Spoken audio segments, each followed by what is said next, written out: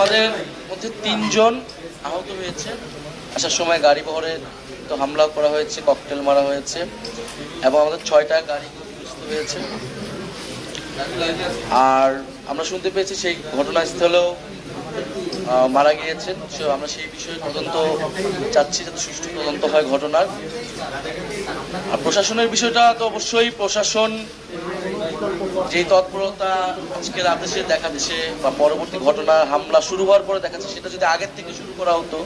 কারণ যেহেতু গোপালগঞ্জে নিয়ে এই ধরনের একটা আশঙ্কা ছিল, আমরা তো সভা সমাবেশ করার অধিকার বাংলাদেশের সব জায়গায় আছে, গণতান্ত্রিকভাবে শান্তিপূর্ণভাবে।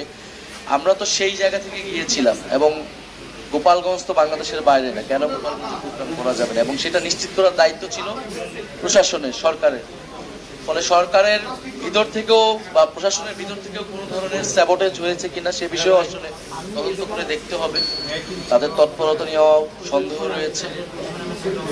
আর মার্চ টু গোপালগঞ্জ বলতে আমরা তো এখানে পদযাত্রা বা মার্চ, পুরো সারা দেশই তো আমরা আসলে মার্চ করতেছি, এটা আলাদা কিছু ছিল না।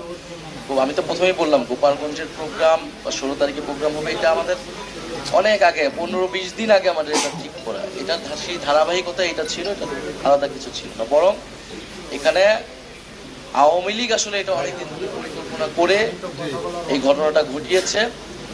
বাংলাদেশের সরকার, আইন শৃঙ্খলা বাহিনী, গোয়েন্দা সংস্থা আসলে এই বিষয়ে তৎপর হওয়া উচিত ছিল। একটা রাজনৈতিক দল তাদের প্রধান নেতৃবৃন্দ একটা জায়গায় যাচ্ছেন, সেই নিরাপত্তা দেওয়ার জন্য তাদের সর্ব ধরনের উদ্যোগ আসলে নেওয়া উচিত ছিল।